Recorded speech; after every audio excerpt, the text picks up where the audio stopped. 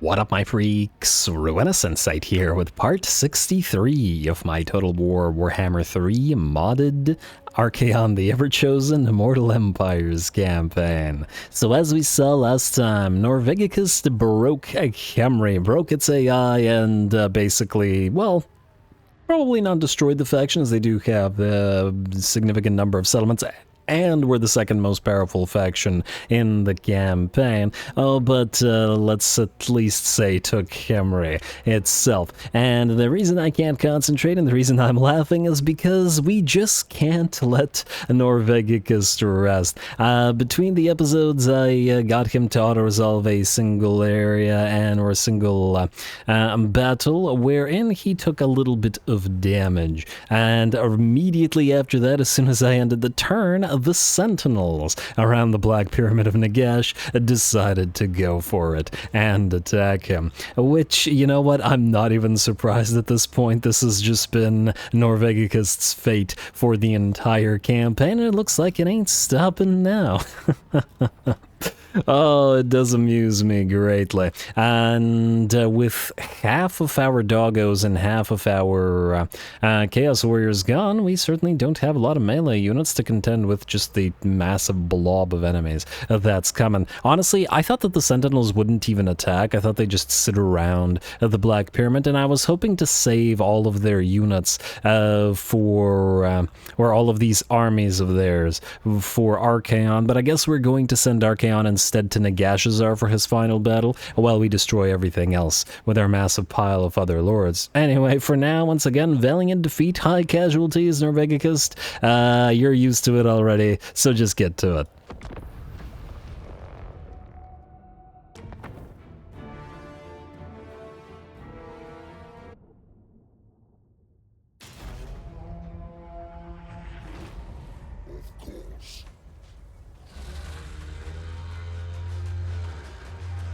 Oh, these silly, silly Tomb Kings. They just won't leave Norvegicus alone. Oh, will they? It's, yeah. It's like that whole madness thing where they keep trying the same thing and expecting different results because, oh well, I don't expect them here. Anyway, we've set this up across the river. We can certainly make use of that and the impassable terrain up where this waterfall and rocky side are to hide our army, and hopefully we'll get some use out of our rattling guns this time around. Plus, the enemy will have to slowly ford the river while getting slowed down and bombarded by all of our units. Though it looks like a little bit of a bombardment comes in from the enemy as well, as a legionary barrage hits and takes about a little bit of HP off of our plague claws. Not too bad. The AI kind of screwed that up. It should have done it like this, but, you know, sometimes it does and sometimes it doesn't. Anyway, in the meantime, our much faster moving forces, our soul grinders, have moved forward and begun their bombardment, as they do, of the enemy. Specifically, they are targeting the enemy range units. And doing so quite well, excuse me. Felt the sneeze coming, and I didn't want to sneeze right into the mic. While the bombardment hopefully destroys most of the enemy skeletal archers, we will have Norvegicus attempt to run down the enemy Tomb King, who's dropped to about half HP by the time Norvegicus has moved in through his Spirit Leech spam. And it looks like the chariot-riding enemy Lord really doesn't want any part of this. There we go, very nice jump, knock away some of those Tomb Guard bodyguards, and those enemy Lord will die in a couple more hits, and begins to crumble away.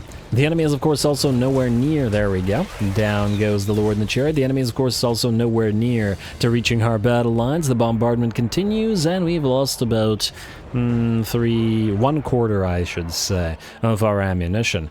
For pretty decent results by the looks of it. Lots of the enemy range units are in very poor shape, and hey, if it is another Tomb King reinforcing army moving onto the field, well, Norvegicus, you've killed, gotta be a couple dozen tomb lords and princes throughout this campaign. I guess you can add a few more to your number. In the meantime, we're going to cross the river now as the enemy has begun to approach, but they will have to approach under fire from our Plague Claw catapults, which have been waiting to play. Enemy dodges that first shot, but as they get closer, as the enemy gets closer, and as they are forced inevitably to blob up more, they will get hit more as well.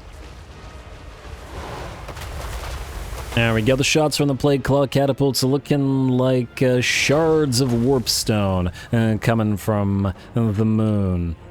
Which is appropriate as well. And hey, wouldn't you know it, another enemy lord has moved on in, and we're going to have Valmir, our little follower lord, and deal with him a little bit. Shouldn't be too problematic, and even if it was, we have our exalted hero to back him up and heal him as needed, and Spirit Leech is available as well. Looks like we'll have Valmir, since he's a sorcerer, take on the enemy Necrotect, as that's, well, better contest for him. While the exalted hero rips the enemy Tomb Lord apart. Tomb King, whatever. And, oh, Norvegicus is doing the exact same thing in the background. We're doing pretty good at hunting these enemy lords and heroes. Especially Norvegicus. I believe this is the third one already. Alright, one more hit, I think. Unless these units start blocking Norvegicus. Come on, leave him alone. This guy is crumbling away, though. I guess Norvegicus doesn't even have to finish him off. Very, very nice. I just sort of watched him die from over there while killing off his units. Anyway, the enemy units are moving on in now. We're going to send a few of our Hounds of Decay over to this side, as there are a lot of units that are spawning out in this corner, and we certainly don't want them going like this and hitting our army in the back while we're dealing with all of these. Frankly, it is just still mostly Tomb Guard and skeletons, and the enemy infantry are going to suffer quite a lot against our bombardment-heavy army. There we go, getting a little bit of action for our Rattling guns, though a few of them shoot our Chaos Warriors in the back. Gotta be careful about that.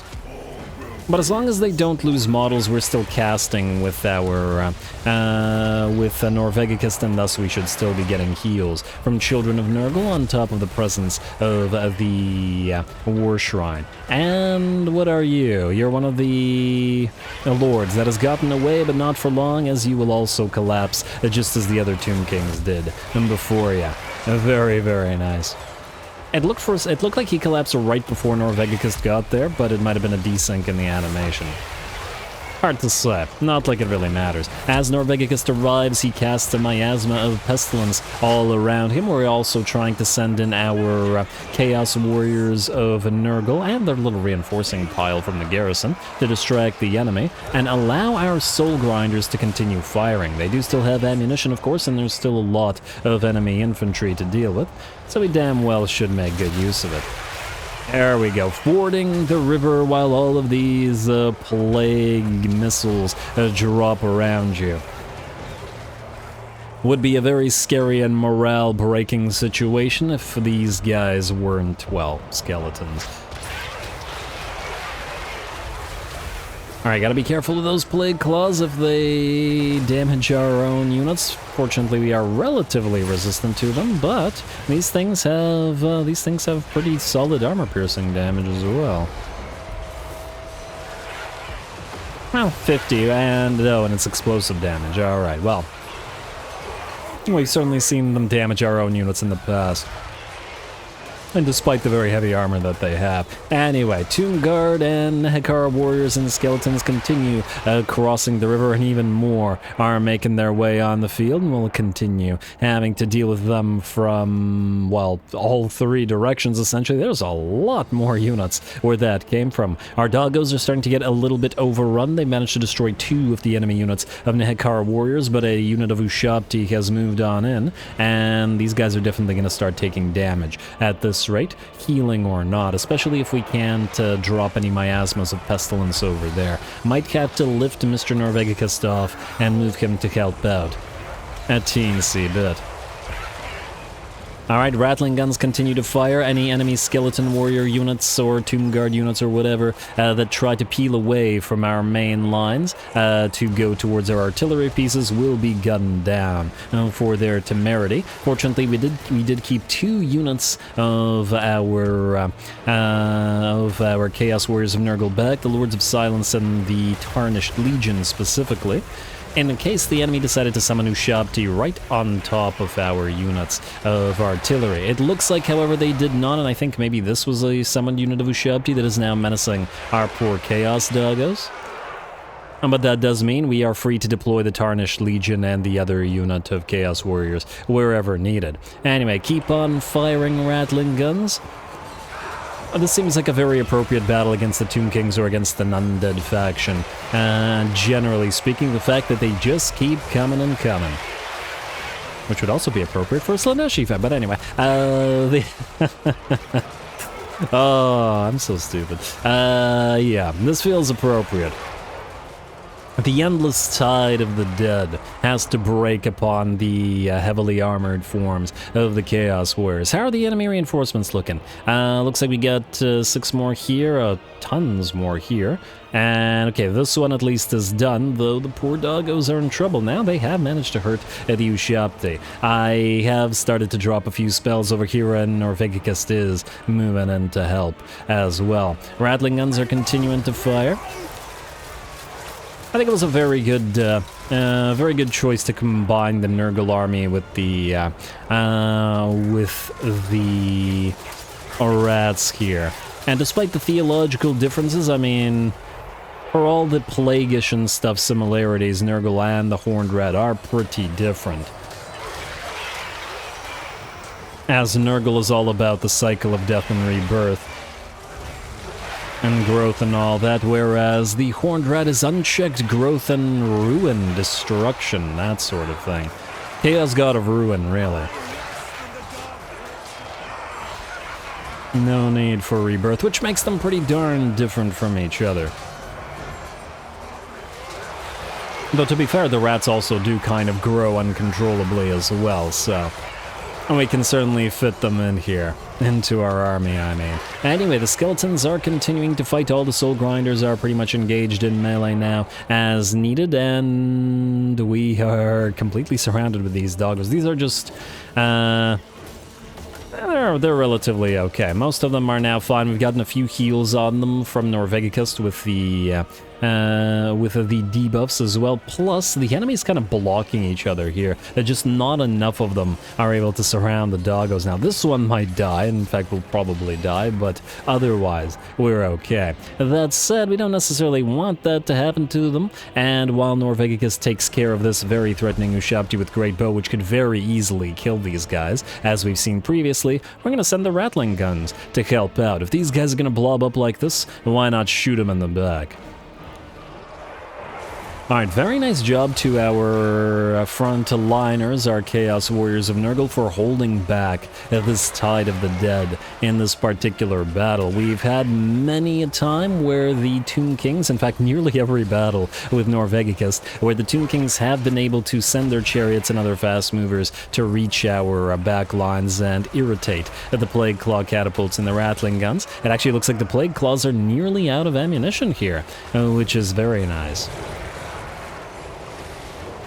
Also, a very long battle so far, 11 minutes of essentially straight-up fighting, and the battle is still going. Enemy chariots did arrive, but we blocked them. Soul Grinder, Exalted Hero, Valmir, the Lord, and more doggos to chase them down and stop them in their tracks and prevent them from attacking us here. Rattling guns are making their way uphill.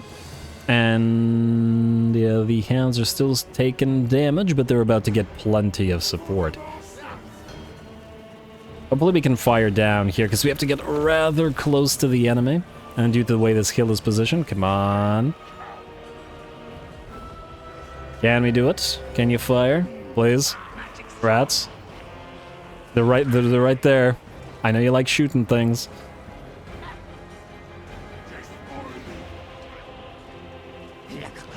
Come on.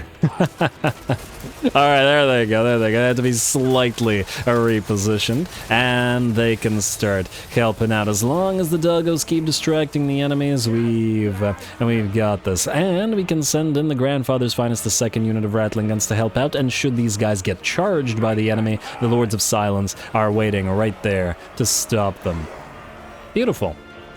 And we can hopefully crush the enemy between these two units. Speaking of crushing the enemy, the battle is nearly ours, although the balance of power remains in the enemy's favor. They've lost 2/3 of their army at this point. We've managed to clear out most of the enemy frontliners now, and now the Plague Claws are basically out of ammunition, but the Soul Grinders have returned to fire upon the new arrivals.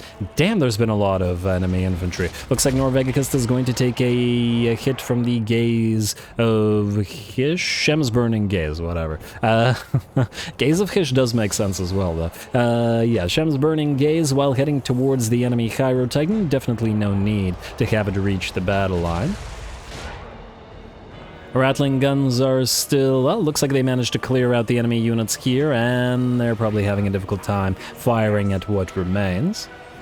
But that's alright. Now the doggos, and should we need them, our infantry should be able to clear them. We're actually going to try to back the doggos off in order to allow the enemy to follow them or to fire, but it looks like now they're going to turn immediately upon the rattlings. Yeah, that one didn't quite work out, but that's alright. We can move the Lords of Silence in. They've been on guard duty for pretty much the entire battle, and they want to lay into some of those skeleton warriors. And besides, it's time to crush them between the hammer and anvil of these two units. Looks like that is sufficient in terms of damage as the chain rout has begun. We can see the flickering banners of the enemy due to the troops all wavering. Last little bits of ammunition coming in from the Soul Grinders. 2 still have ammo, and 3 are forced into melee now. Over in the back, we also see, well, can't see it from here. Oh, actually, kinda. The Hydro Titan facing off against Norvegicus in a duel. Since the enemy lords and princes and heroes and whatnot did not challenge Norvegicus in any way, he wants to enjoy his fight against the enemy Hydro Titan. I want to say Plague Titan, which would be nice, but yeah. Tomb Scorpion nearly down, being attacked by the Manticore and by Valmir. Last shots coming in from the Zomborg, the last of the ammo remaining to the Soul Grinders, and now it's time for Norvegicus to bring down the last of the enemy units. There we go, doing some fancy flying, and at least with these units being so big, we can see the animations from the background. Popping those spirit leeches upon the enemy. Love those laser eyes from the big boy, but they won't help him. Damn, you got a big HP pool, but you can't heal yourself, sir. Certainly not without Necrotech. 19k, more HP than Norvegicus. Of course, effective HP much lower due to the lack of healing. And probably the resistances are, let's see, 20% physical is all you got. We've got 30% physical and 31% ward on Norvegicus. So yeah, effective HP way higher. Could use a little bit more armor, but probably not super needed.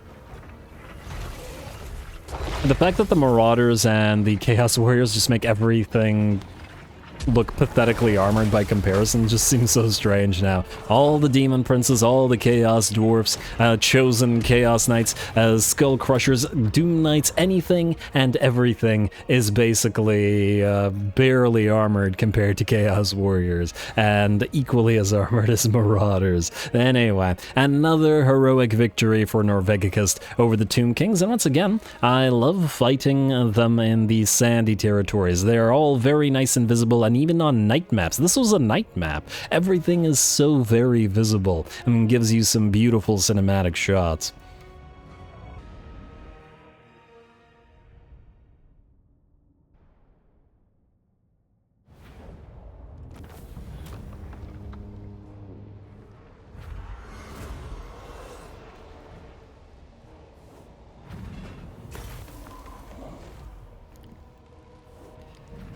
Alrighty, well, if nothing else, these battles, these constant battles, have been rapidly reclaiming the levels that Norvegicus lost. Otherwise, a great battle, though the enemy massed infantry is probably not an ideal sort of setup to deal with our kind of army, which certainly held them off and obliterated them without too much trouble. Lovely, we lost one of the bog walkers here.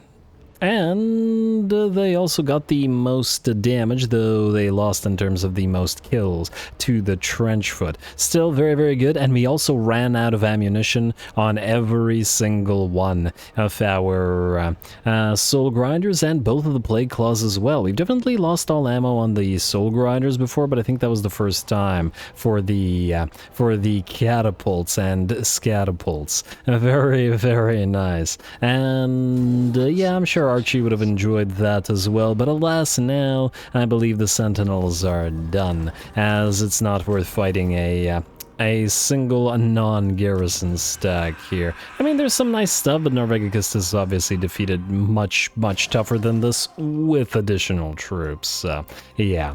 Enemy killed in battle, blah, blah, blah, blah, blah. I'm sure there's stuff happening, but I think now that we're done that, it's probably time for a time skip as we try to find another fight. I was looking to try to get Demahar to fight Archaon the Black in his stack here, but unfortunately his stack decided to run away somewhere, and I don't know where it is currently. And, well, we'll find Demahar a fight somewhere, hopefully.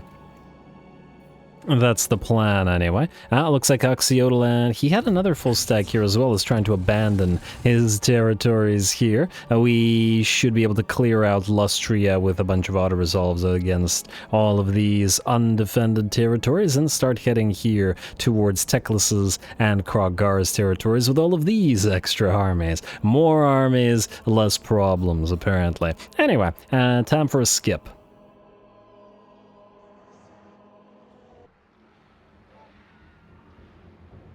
Alright, there we go. The skip hath been scupped, and it looks like Archaon's main army was nowhere to be found, or probably died in an auto-resolve somewhere because it was too weak. That said, fortunately, Vulture Mountain appears to be a hard enough target, at least, for Demahar and his Demon Prince form to be worth venturing into. Lots of constructs here, and a Camarine War Sphinx, a Tomb Scorpion, tons and tons of Ushabti with Great Bow. Gotta be careful about them destroying our Bloodthirsters. Away we go.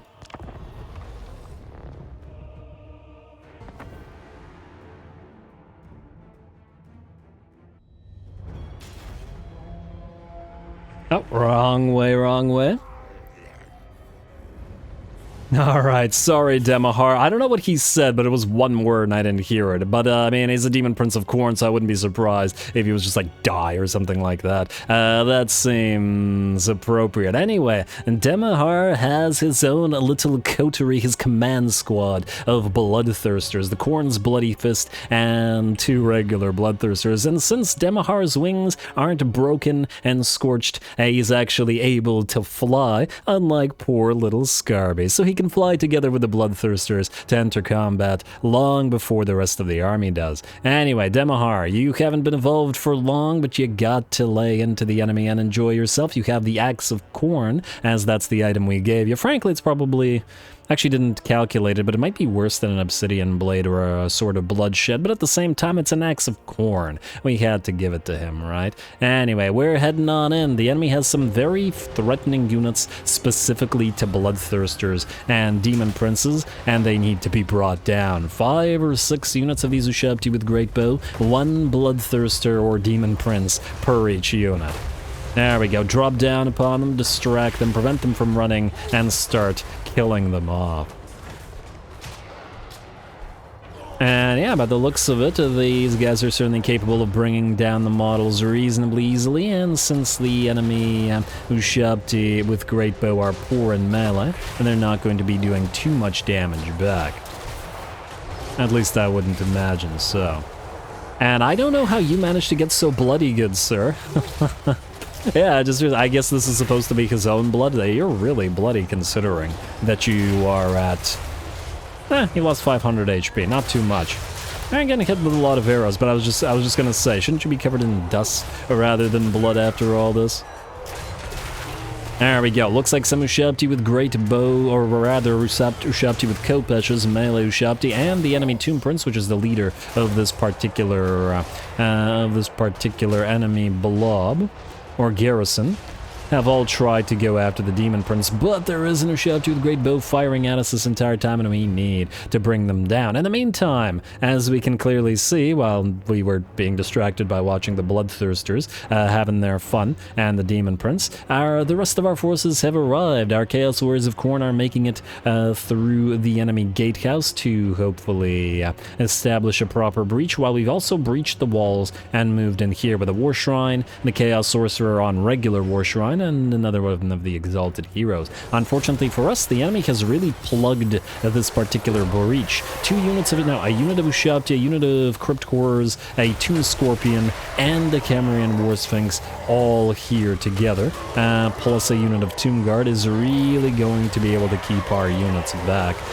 from being able to go through the breach. It will take time, but we do have Bloodletters, Exalted Bloodletters I should say, climbing the walls, which will hopefully be able to contribute to this relatively soon. But at the same time, it also means that these guys aren't really protecting this breach, and we're able to stream into the city relatively unharassed. The Bloodthirster here just trying to make sure that enemy range units aren't firing, similar to what we did to the Ushabti with Great Bow. And Demahar continues fighting enemy Ushabti back here. And quite successfully, I might add. I'm sure that Crown of Everlasting Glory will heal him up. Frankly, he might have been able to clear most of this garrison by himself, just by virtue of all the sheer amount of healing that he has. Plus, he does have the melee damage reflection due to Chaos Armor and Missile Block chance. Decent healing due to the Crown, decent resistances, 30 and 31, just like Norvegicus there. He's got good stuff is what I'm getting at. Now, it looks like while we haven't quite made our way through the breach, the Tomb Scorpion is badly hurt now. Looks like the Cambrian War Sphinx is down to half HP fighting some Exalted Bloodletters. But it looks like they're doing surprisingly decent damage to it.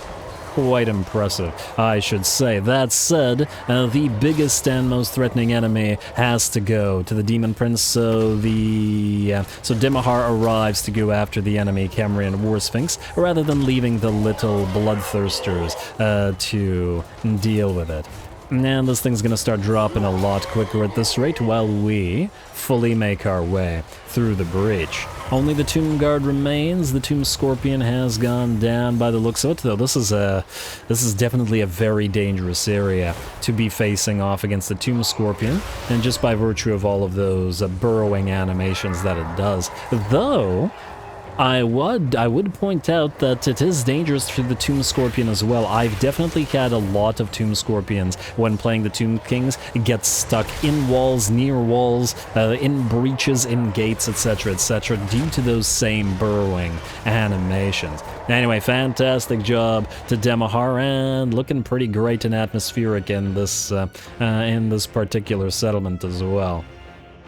I never took a look at what the liftoff animation looks like. Anyway, a nice job, sir. The enemy army is, well, not broken, but certainly in the process of being such. Bounce powers at about 90% in our favor. There's another unit of Ushabti and another unit of Ushabti here. He certainly brought a lot of those. And since the Demon Prince has left the Bloodthirsters, they've started to take a little bit more damage. This one's facing off against some Tomb Guard with halberds, which is certainly dangerous for it. And why are you just hovering around breathing fire in the air? It looked like it was trying to challenge Demahar, which, well, actually wouldn't be all that surprising. But anyway, Demahar has moved in to help against these guys. And oh, I think these guys desynced a little bit. I mean, it's a siege, so you have to expect at least a little bit of desync. And they're gonna go, fortunately, after this piercing tower now, and then probably peel away to go after those Ushabti that remain alive. That said, all of our infantry have managed to enter the enemy settlement, and yeah, see how they're not moving at all anymore? And definitely the desync working against us now. And I think all of the Ushabti were dead at this point. But otherwise, it was relatively similar, or at least similar enough to what happened in the when I actually played it, so as not to be too concerned.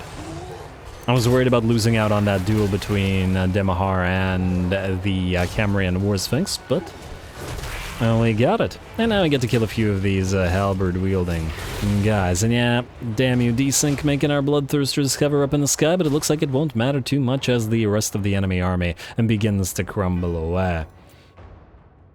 And I guess the rest of them are just going to get stuck while we wait for the rest of the army to crumble. All right, well, no need to just wait for them to crumble, as that's going to take a little bit of a while. Consider the battle over. Oh, there it goes. Hey, finally it does something on cue. Go figure.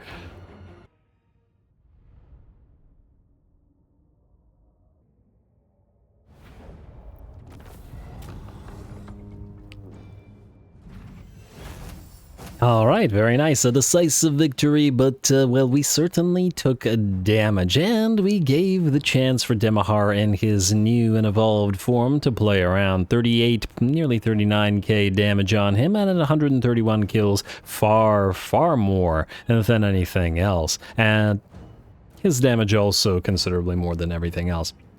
Oh, nice. Just had to make sure that we got a good fight for him, or else, well, we don't know whether he'll get another chance to fight this campaign. Besides, his army has been complete for a while. It's just his Demon Prince form that had yet to be achieved. Anyway, we'll capture Vulture Mountain and get another Crown of Everlasting Glory. Lovely. Unneeded at this point, but lovely. Chaos Chariot for Entire. I don't know who you are, Entire, but you ain't Chaos Charioting. Oh, you're this guy. Well, you still ain't Chaos Charioting. Alright, nice. And I do believe we are not ready for another time skip, as that was not the only battle that we have before us this turn. Sudenburg, a tier 5 settlement with a tier 4 wall, and a pretty solid stack here, with once again lots of monsters for village to try out. I mean, we haven't had Cold Hellbrass get the chance to fight too much, and he's been auto-resolving for quite a while, as we can see by his traits here.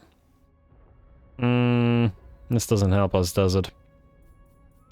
I'm gonna get it because it bothers me not to get it, but he's so close to Lifestorm too. That would be swell, but he is a rank 18. Anyway, Blade Master for you, hard to hit. Let's get you Deadly Blade, Foe Seeker, and I guess Infernal Champion to make you hit harder. I mean, it is 30% increase to hit.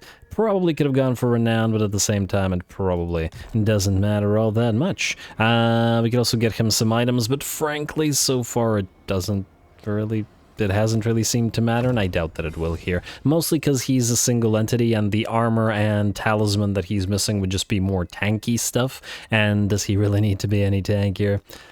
If anything, we may want to... Let me just see here. You know, let's get Onslaught. I was gonna get more spells, but at the same time, we got the Blue Scribes casting for us. Ooh, although... Final Transmutation and melee defense reduction could be quite nice for us against the blobs of enemy. You know what? Just in case, we're gonna go for Transmutation of Lead and Final Transmutation instead. I just figure that against the piles of constructs, some of the Blue Scribes' spells may not be as useful. Ooh, and we had 1.1 spell lore we're missing, and that's Azir, the Lord of the Heavens, and now we've got all the spells in the world. Let's get you Onslaught instead. There we go. Very, very nice. Oh, I guess we could have gotten them invulnerable to change, but who cares? We'll be fine, I'm sure. Another battle ahead of us, another valiant defeat, according to the auto-resolve, and this is very solid. I mean, they've got basically a full stack of nothing but constructs. Intense stuff. Away we go again.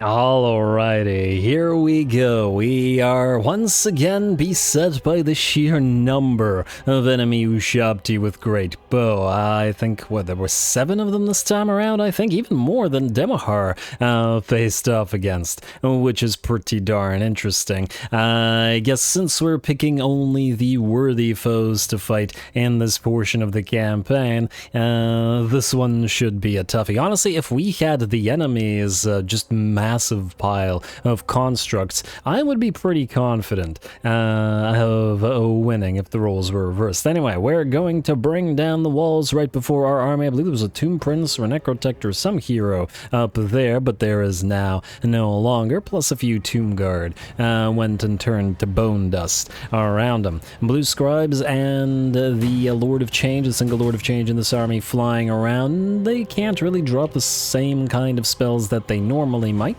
but we do have a lot of support spells potentially, and healing, debuffs, that sort of thing that we'll be focusing on with the Blue Scribes this time around. Plus, it makes sense to do so as, we did win nearly, 3 episodes ago, 5 episodes, whatever. The Blue Scribes won a battle themselves. Now let's see about Village winning the battle without relying on their spellwork constantly. He's got spellwork of his own, however, spamming Treason of Tzeentch for real cheap in particular. I think it might actually be free for him now. Not entirely sure, depending on the buffs we have going faction-wide at that time. Anyway, we have moved in. Aecold, Hellbrass, and Village led their forces towards the breach, and it looks like the enemy has not blobbed up around it, which is going to work out reasonably well for us, especially for the monsters as they make it in. We are going to send 2 units of our halberd-wielding Chaos Warriors of Tzeentch right up the walls around the breach, but otherwise we'll be fighting here. We're going to separate Aecold, Hellbrass, and Village, one to lead the force, or half our forces to one side of the breach, and the other to the other. Makes sense. Also gotta make sure that these two don't go in the same place. Definitely gotta keep them on different sides, though we do have to watch out for those big ol' necro-sphinxes bounding towards us, as they should be pretty darn good at killing off the mutilate vortex beasts if we let them. And did summon a unit of pink horrors. These are the summoned variant, not the ones that we have out here, who will be providing a little bit of fire support, but these guys will stop the charge of the necro-sphinx and the Ushabti with Kopages here. At least for a little bit, though it looks like the Necrosphinx has found a weird spawn, broken its barrier, and forced us to use a fleshy abundance, and definitely gonna be necessary, and that is from the Blue Scribes, who are, as I said, providing support. They're hovering around here in this little valley, river, whatever you want to call this, wherein they can't be targeted by those Ushabti with great bow, but can continue their spell work. And speaking of spellwork, a big old Cataclysm effect comes in, doing solid damage probably to all the Tomb Guard and such. Probably less so to things like Tomb Scorpions and other big old monsters, but that's alright.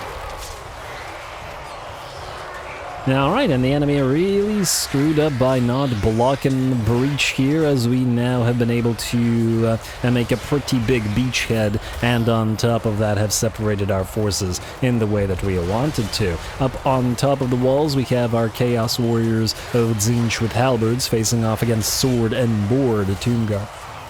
I think at least these guys will get a little one-on-one, and we'll see who should be able to take on who.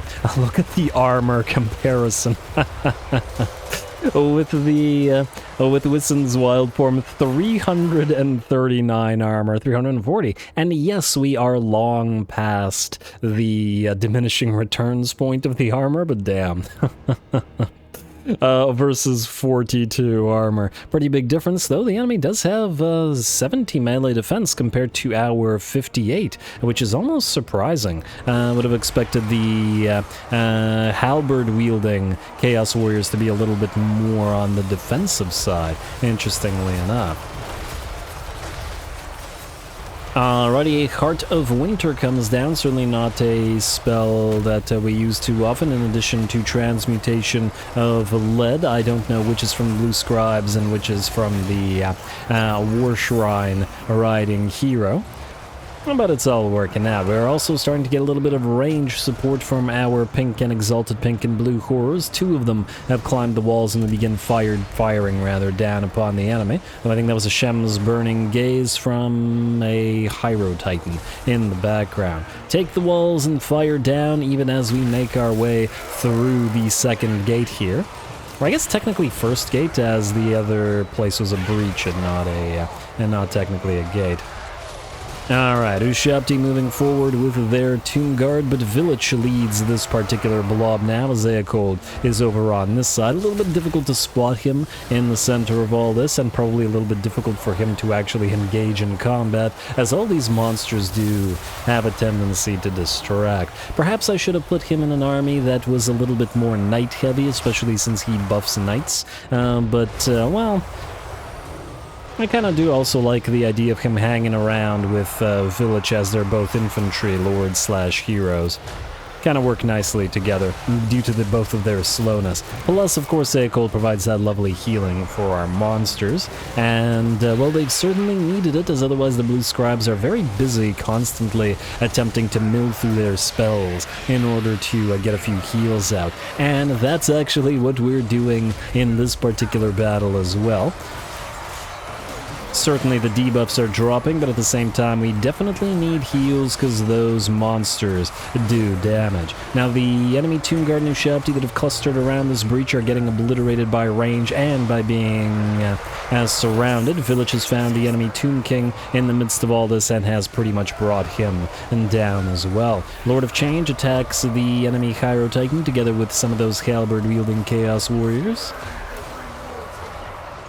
And the Hyro Titan continues calling for aid by getting more troops to come down. I don't recall this happening, so this is due to a desync. I think at this point in the battle, most of our troops had actually made it up this ramp, which is why this unit is here. But apparently right now, it ain't happening. Summoned Chaos Spawn, distracting some troops up here. A unit of Ancestral Warriors. Yes, this did happen, but these Ancestral Warriors got stuck fighting down here rather than up here, and I think they all died down there as well, which is once again kind of interesting.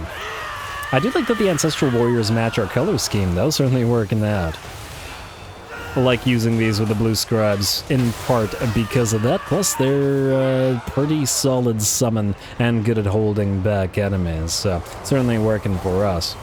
Alright, our second unit of Summoned Chaos Spawn, I believe that was from the, let's say, Blade of Change or something like that. There's a sword item we have that once we are in melee for a little while allows us to summon units. A Laser Eyes coming down are some of those Chaos Warriors and Blue Scribes who have apparently moved in. They once again shouldn't actually be there, but that's desyncs for you. Plus, we're getting some damn cool shots of the Hyro Titan facing off against the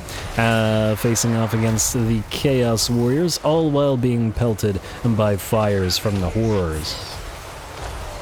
Taking a real long time to bring him down, though. He's got 10% missile resistance, 10% physical, but I guess just not enough range firepower altogether. Continuing up the ramp, or at least attempting to continue up the ramp, looks like our Lord of Change and the Summoned Forsaken have made it up here, and are at least distracting various enemy Ushabti with great bow, though not all. Looks like the Hyro Titan has finally nearly gone down.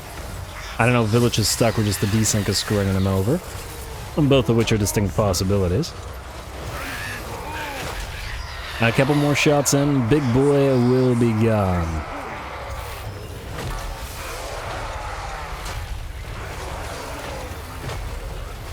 Ah, damn, I thought that would have done it, and he's got 200 HP. There we go. One last barrage of fire upon the Hyro Titan, and it falls forward and not upon our units, where it might have otherwise crushed them. Looks like a little bit of a contest between some Chaos Spawn, 2 units of Chaos Spawn, a Chaos Warrior Blob, and some Hyro Titans. That would have been ugly. Some Necro Serpent riding Necropolis Knights. We do have to be careful here, and I think the desync has prevented one of our units of the Mutilates to be down here. Oh, look at that. Even in the desynced version, this one still survived, though it is most definitely hurt. On the other hand, these things have done tons and tons of damage in this particular battle, especially when we were clustered around the breach in the walls, as they were both thus conferring their AoE damage, their Mortis Engine effects to everybody around them, which was pretty darn effective. Anyway, the balance power shifts to about 90, maybe 95% balance in our favor, and just a little bit more work will see the rest of the enemy units crumble away. And oh wow, damn, these ancestral warriors, absolutely heroic as they held off so many units here. They weren't quite as heroic when I actually played this, rather than the replay, but it's still very interesting to see.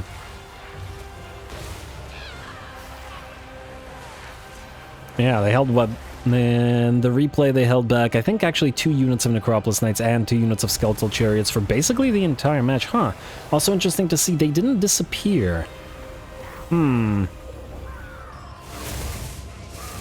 think we had other summons on the field in this battle as well, like some Clan Rats and some Skeleton Warriors. Okay, the Clan Rats are still alive, but yeah, these guys, they just kept on fighting. 12k damage and 14 kills, very respectable, and there we go with that. The battle ends once again. A bit of a desync there, but more or less, and the fight happened as it should have. And a very solid fight it was.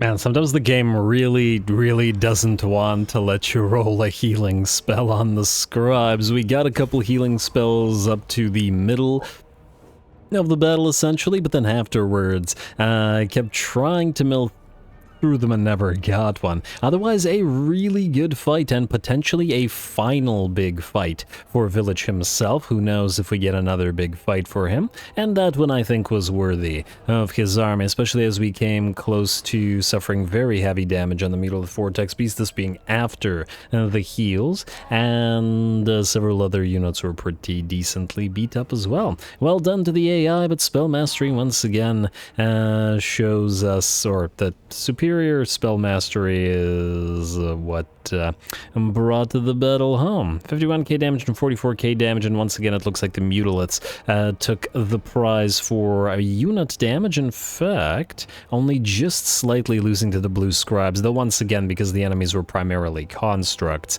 we couldn't quite drop the same kind of spells on them that we normally would. Anyway, we're going to, I don't know, sack it, occupy it, does not matter. Sack it just in case. Should still be able to move. Nah, he can't. Never mind. I lied. Occupy.